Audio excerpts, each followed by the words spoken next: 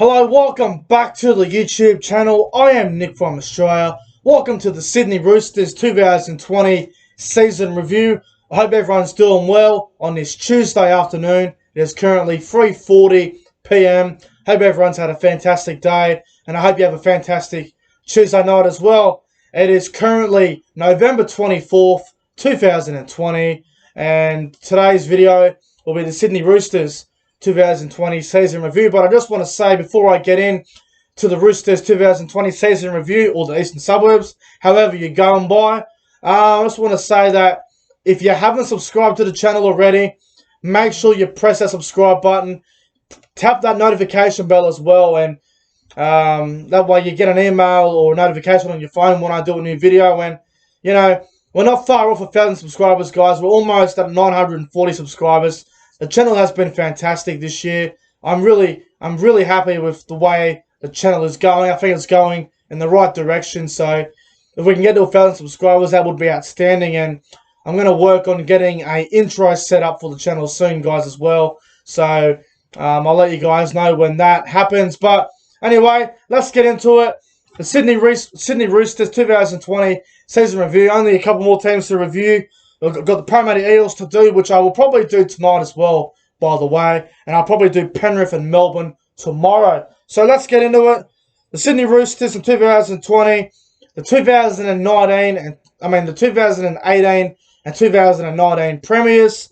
They finished in 4th position for 2020, trying to do a three-peat. Obviously, didn't get the job done this year, but what can you do? But let's go through their season, how they went in the 20-round season and the final. So in round 1, I took on the Penrith Panthers at Penrith Stadium on the Saturday night, and they got beaten in that game 20 points to 14.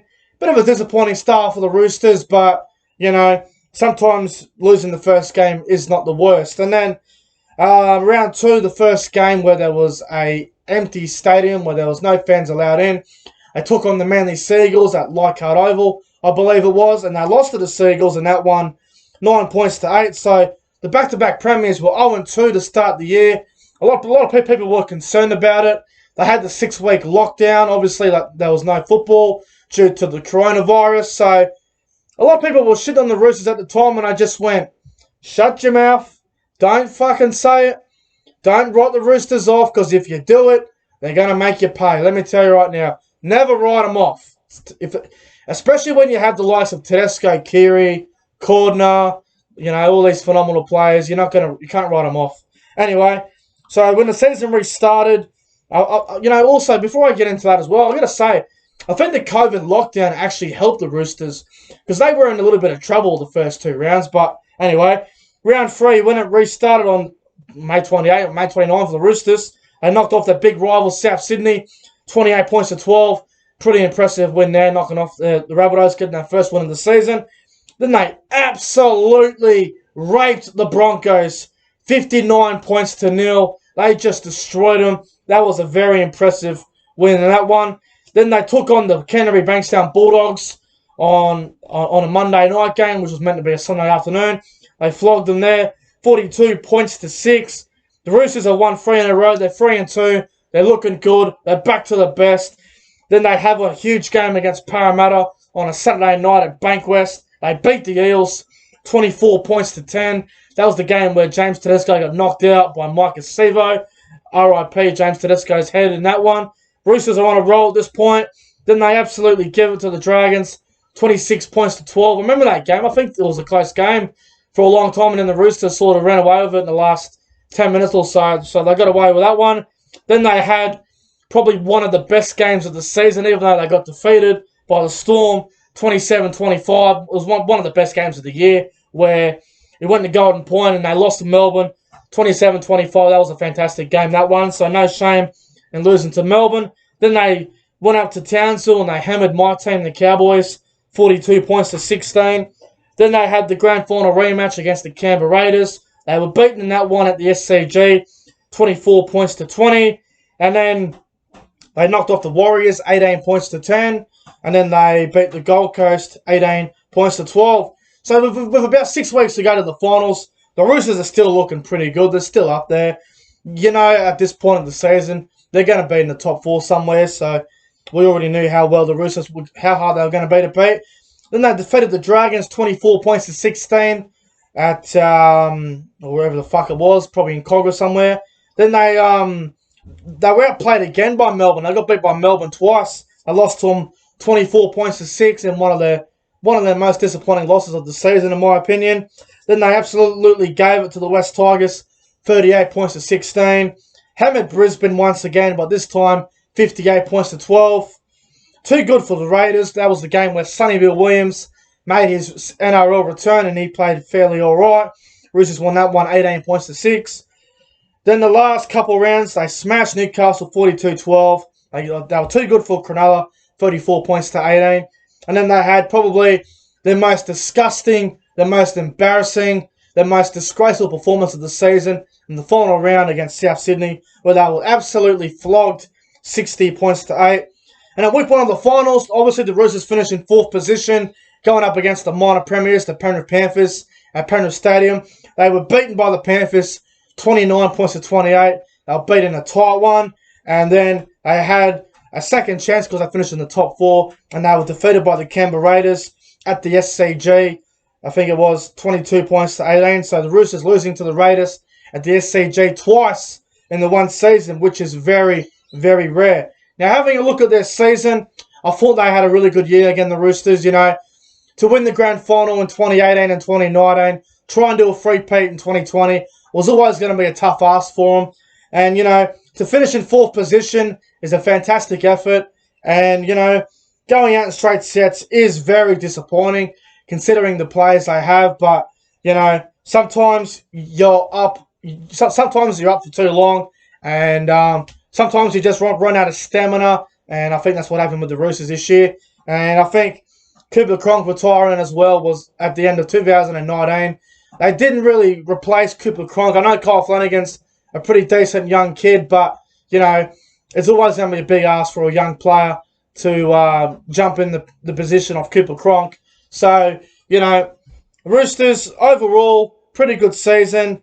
If I had to go through their best wins and their worst losses, so for mine, I would say their worst loss, I think there's 2 of them that stand out. Probably the one against the Rabbitohs in the last round, where they got beat 60 points to 8. That was definitely their worst loss.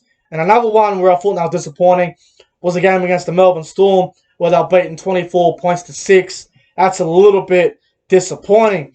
Now, if I'm going through their season, their best victories, there's a couple of really good ones that stand out. Obviously, beating the Broncos by a whole lot. And, you know what? I'd say their best win of the season, which might be a bit of a surprise to a lot of people. The game where Sonny Williams made his NRL return, when they went down to Canberra, they defeated Canberra in the cold weather, and they won that game 18-6. I thought that was a really good win. I thought that was a gutsy win, and for mine, that was their best win of the season. I know they won 59-0 and 58-12 a few times. They had some really big wins, but I honestly believe, looking at their games this year, going through their season, I think their best win was going down to Canberra, beating Canberra, grand final rematch number 2, and beating them down there. It's very hard to go to Canberra in the winter and win. Trust me, it's very tough. You can ask anyone who plays in the NRL. Every time you look at the draw at the start of the season, when you play the Raiders, you're looking at the draw and you're thinking, please don't play Canberra in the winter in Canberra. You don't want to do it. And sadly, there's a few teams that have to go down there during that time of year and playing down there. But it's always a tough place to win. And I'd say that was their best win of the season, in my opinion. Now, having a look at some of their players who I thought were great this year and who were poor. Obviously, their best player I thought was James Tedesco. A lot of people will be critical of James Tedesco this year, but I'm just going to say, people who think James Tedesco were really poor this year, I think you're off your head, because honestly, what James Tedesco did this year that people don't recognise, he was playing a lot of first receiver. He was trying to improve his game, trying to develop more of a ball-playing fullback, trying to learn the craft, maybe potentially playing the halves one day. Maybe he has ambitions to play other positions besides fullback. And, I thought he played really well this year. I thought he was probably their best player. I thought he was terrific. You know, just because you're not getting 300 metres a game, even though I did that a fair bit, just because you have one game where you only get like 180 metres and no try assist, sometimes you just want to change up your game and let someone else take control. You know, the Roosters are so good. They've got so many quality players. You've got Keary. You've got Jake Friend. You've got Tedesco. You've got so many guys who can set up tries. Joseph Mundu can set up tries. He's a freak. He does flicks out the back, he does. The Morris brothers. The Roosters have got so much quality to set up tries. Yeah, they don't just have to put it all on James Tedesco all the time. But, you know, I thought Tedesco was great this year. I thought Angus Crichton was absolutely outstanding. I thought Mitch Orbison was quite strong. I thought the Morris brothers were fantastic once again. I thought CSC Takiyaho was probably the best forward of the season. I know he didn't win any awards at the Dally M, but I said it a few times this year. I believe CSC Takiyaho is the best forward in the game. I thought he was outstanding this year. I thought Jared Roberta-Hargraves was brilliant. I thought Jake Friend was good. It's a shame about Victor Radley getting injured. That was a big shame. I thought Satili Tupanua was quite good as well. I thought he played well. I thought Luke Keary was quite solid. He had a few injuries. Luke Keary. Freddie Lussick, not a bad young player coming through as well. Who am I forgetting? Sam Verrills got injured as well, which was a shame. And Sonny Bill Williams came back in round 17, played about 8 games or so, whatever it was. He started slow, which was expected, but once the Roosters got going, once he got going, Roosters were fantastic. I remember in the finals, the game against Canberra, that was one of the most inspirational performances off the bench that I've ever seen. Sonny Bill Williams literally got the Roosters back in that game against Canberra in the semi-final. If you haven't watched it, or if you haven't seen it, go and watch that semi-final. Raiders-Roosters. Sonny Bill Williams literally came on the field and he just changed the game. He was the ultimate impact player. A couple of the Roosters' poor players this year. I thought Joseph Marnie was a little bit quiet for my standards. I thought he was a bit quiet this year. He wasn't as great as he has been in previous years. I thought Ryan Hall was disappointing. Still couldn't score a try, the fucking idiot. Kyle Flanagan was okay. I wasn't really impressed with Kyle Flanagan. He wasn't too bad. But look, I thought Ryan Hall was really poor. How many games did Ryan Hall actually play this year? That's what I want to know. Let's have a look while I'm here. Ryan Hall, 11 games. I reckon he was their worst player, honestly. He didn't do anything at all, Ryan Hall. Matty Cavalli looked alright too in a couple of games he played. Remember, he scored 5 tries against the Cowboys, which fucking pissed me off. But if I had to say their best player and their worst player, I'd say their best player was CSC Takiyaho and James Tedesco. And I'd say their worst player, I'll probably go with Ryan Hall. I thought he was a little bit disappointing this year, Ryan Hall. Just wasn't a fan of him. Also, a couple of players that I nearly forgot as well, who were really good. I thought Isaac Liu was really strong. And Lindsey Collins. This bloke is the future. The Roosters need to keep this bloke long term. Nick Politis, Trent Robinson, get out their fucking paper bag, get out their checkbooks, throw it under the fucking mat. Lindsey Collins is a must keep. He is a phenomenal player. What a fantastic player. He was outstanding this year, in my opinion. Overall, I thought the Roosters had a really good season, a very successful season.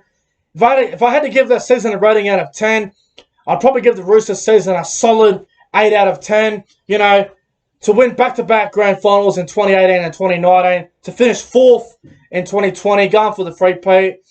Disappointing to go out in straight sets, but overall, I thought the Roosters had a really, really good season. Now, the other thing I want to mention too, before I get out of here, as you can see in the thumbnail, should Boyd Cordner retire or play on another year? I'll give you my 2 cents about it. The rules these days with the head knocks, the concussion protocols, they're very strict. I think they're a little bit too strict. You know, for example, right, Boyd Cordner got a concussion in Origin 1, right? Wasn't allowed to come back on the field. In Origin 2, Cameron Munster gets a concussion. He literally sprints down the fucking dressing room like nothing ever happened to him. And he wasn't allowed back on, but Boyd Cordner was in game 1. So the consistency with the doctors need to really, they really need to figure out the consistency there. But back to Boyd Cordner. Should he retire? Should he play on? I think he should play on for one more year. I think Boyd Cordner should go around again in 2021. But if he gets another bad head knock, another major head knock, then hang up the boots. But, you know, I don't want to be one of those guys that are going out there telling Boyd Cordner what he should and what he shouldn't do. But, you know, it's a question that needs to be asked. Should he retire or should he play on? I think he should go one more year. If he gets another head knock, then retire. But I think he should play on another year, Boyd Cordner. I think he's still got a fair bit left in the tank, and he's a fantastic leader, fantastic captain, phenomenal player, one of the toughest back rowers in the game. And I love Boyd Cordner. I think he should play on again, and hopefully he does. But anyway, guys, that's going to wrap up my Sydney Roosters 2020 season review. If you enjoyed the video, make sure you guys go ahead and like, comment, and subscribe to the channel. We're getting close to 1,000 subscribers, guys. I appreciate everyone who took the time out of their day to watch this video. The Parramatta Eels 2020 season review will be out this afternoon as well, or tonight. Anyway, guys, until then, stay safe, and I'll see you guys in the next one.